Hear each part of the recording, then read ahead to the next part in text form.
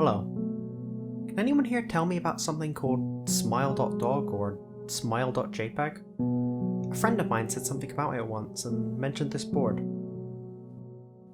Please, if anyone could help me with this, I would appreciate it. Google isn't turning up anything. Please? This could be pretty important. Maybe this will help. It's from my friend's notes and how I found this place. It is unique because, though the entire phenomena centers on a picture file, the file is nowhere to be found on the internet.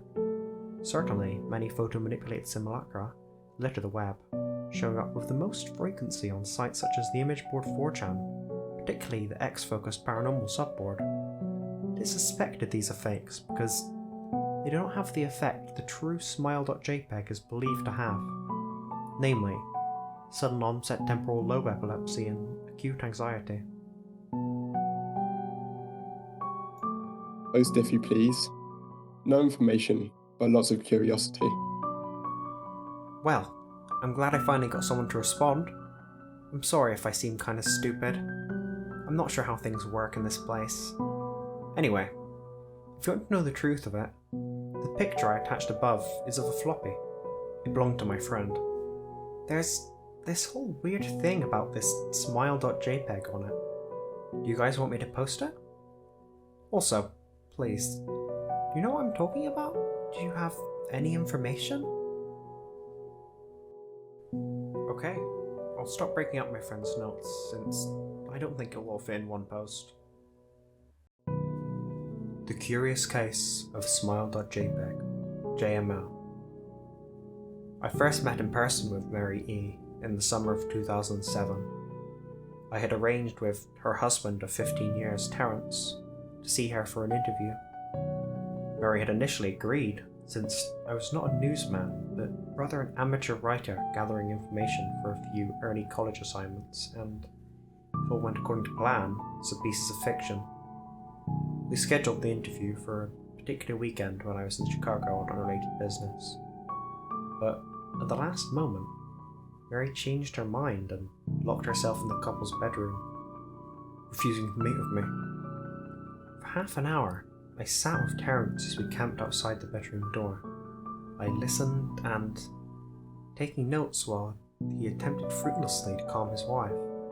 The things Mary said made little sense, but fit with the pattern I was expecting.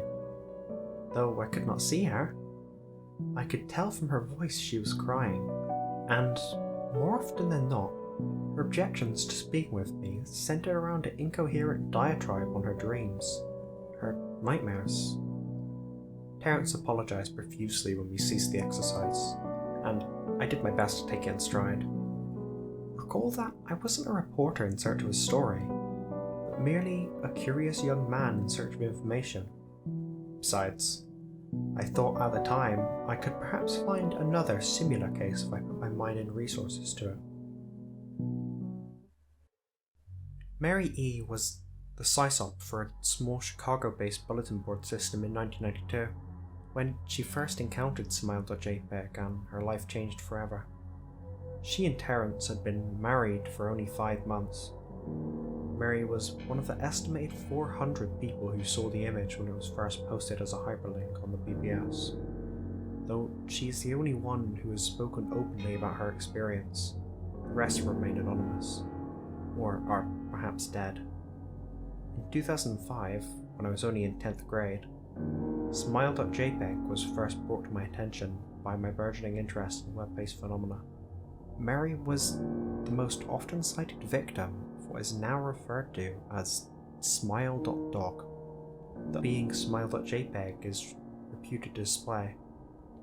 What caught my interest, other than the obvious macabre elements of the cyber legend, my proclivity towards such things, was the sheer lack of information, usually to the point people don't believe it even exists other than as a rumour or hoax. It is unique because, though the entire phenomena centers on a picture file, the file is nowhere to be found on the internet. Certainly, many photo-manipulated simulacra litter the web, showing up with the most frequency on sites such as the image board 4chan, particularly the X-focused paranormal subboard. It is suspected these are fakes because they do not have the effect the true Smile.jpg is believed to have, namely, sudden onset temporal lobe epilepsy and acute anxiety. This purported reaction in the viewer is one of the reasons the fandom like Smile.jpg is regarded with such disdain, since it is patently absurd, though depending on whom you ask, the reluctance to acknowledge Smile.jpg's existence might be just as much out of fear as it is out of disbelief. I bet it's trolling. There's no info on it anywhere. I already know there's no info. That's why I came here. Please. Neither Smile.jpg nor Smile.dog is mentioned anywhere in Wikipedia, though the website features articles on such other, perhaps more scandalous shock sites as Goatsy, Hello.jpg, or Two Girls One Cup. Any attempt to create a page pertaining to Smile.jpg is summarily deleted by any of the encyclopedia's many admins. Encounters of Smile.jpg are the stuff of internet legend. Mary E's story is not unique.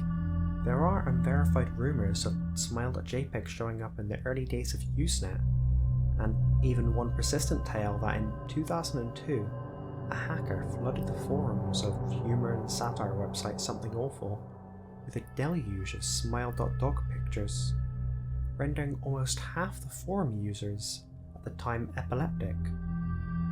It is also said that in the mid to late 90s that Smile.jpg circulated on Usenet, and as an attachment of a chain email with the subject line, "Smile! God loves you!" Yet, despite the huge exposure these stunts would generate, there are very few people who admit to having experienced any of them, and no trace of the file or any link having ever been discovered. Those who claim to have seen Smile.jpg often weakly joke that they were far too busy to save a copy of the picture to their hard drive. However, all alleged victims offer the same description of the photo. A dog-like creature, usually described as appearing similar to a Siberian husky, illuminated by the flash of the camera, sits in a dim room, the only background detail that is visible being a human hand extending from the darkness near the left side of the frame. The hand is empty, but is usually described as beckoning. Of course, most attention is given to the dog, or dog creature, as some victims are more certain than others about what they claim to have seen. The muzzle of the beast is reputedly split in a wide grin, revealing two rows of very white, very straight, very sharp, very human-looking teeth. This is, of course, not a description given immediately after viewing the picture, but rather a recollection of the victims, who claim to have seen the picture endlessly repeated in their mind's eye during the time they are, in reality, having epileptic fits. These fits are reported to continue indeterminately, often while the victims sleep, resulting in very vivid, disturbing nightmares. These may be treated with medication, though in some cases it's more effective than others. Mary E, I assumed, was not on effective medication. That's why after my visit to her apartment in 2007, I sent out feelers to several folklore and urban legend oriented news groups, websites, and mailing lists, hoping to find the name of the supposed victim of Smile.jpg, who felt more interested in talking about his experiences. For a time, nothing happened, and at length, I forgot completely about my pursuits, since I had begun my freshman year of college and was quite busy. Mary contacted me via email, however, near the beginning of March 2008. Dear Mr. L, I'm incredibly sorry about my behaviour last summer when you came to interview me. I hope you understand that it was no fault of yours, but rather my own problems that led me to act out as I did. I realised that I could have handled the situation more closely. However, I hope you'll forgive me. At the time, I was afraid. You see, for 15 years, I've been haunted by Smile.jpg. Smile.dog comes to me in my sleep every night. I know that sounds silly, but it's true. There's an effable quality about my dreams, my nightmares, that makes them completely unlike any real dream I have ever had. I do not move, I do not speak. I simply look ahead, and the only thing ahead of me is the scene from that horrible picture. I see the beckoning hand, and I see Smile.dog. It talks to me. It is not a dog, of course, though I'm not quite sure what it really is. It tells me it will leave me alone if only I do as it asks. All I must do, it says, is spread the word. That is how it phrases its demands, and I know exactly what it means. It wants me to show it to someone else, and I could. The week after my incident, I received in the mail a manila envelope with no return address. Inside was only a 3.5-inch floppy diskette. Without having to check, I knew precisely what was on it. I thought for a long time about my options. I could show it to a stranger, a co-worker. I could even show it to Terence, as much as the idea disgusted me. And what would happen then? Well, if Smile.dog kept its word, I could sleep. Yet if it lied, what would I do? And who was to say something worse would not come to me if I did as the creature asked? So I did nothing for 15 years, though I kept the diskette hidden among my things. Every night for 15 years, Smile.dog has come to me in my sleep and demanded that I spread the word. For 15 years I have stood strong, though there have been hard times. Many of my fellow victims on the BBS board, where I first encountered Smile.jpg, stopped posting. I heard some of them committed suicide. Others remained completely silent, simply disappearing off the face of the web. They are the ones I worry about the most. I sincerely hope you will forgive me, Mr. L. But last summer when you contacted me and my husband about my interview, I was near the breaking point. I decided I was going to give you the floppy diskette. I did not care if Smile.dog was lying or not. I wanted it to end. You were a stranger, someone I had no connection with, and I thought I would not feel sorry when you took the diskette as part of your research and sealed your fate. Before you arrived, I realized what I was doing. I was plotting to ruin your life. I could not stand the thought, and in fact I still cannot. I am ashamed, Mr. L, and I hope that this warning will dissuade you from further investigation of Smile.jpg. You may in time encounter someone who is, if not weaker than I, then wholly more depraved. Someone who will not hesitate to follow Smile.dog's orders. Stop while you are still whole. Sincerely, Mary E. Terence contacted me later that month with the news that his wife had killed herself. While cleaning up the various things she left behind, losing email accounts and the like, he'd happened upon the above message. He was a man in shambles. He wept as he told me to listen to his wife's advice.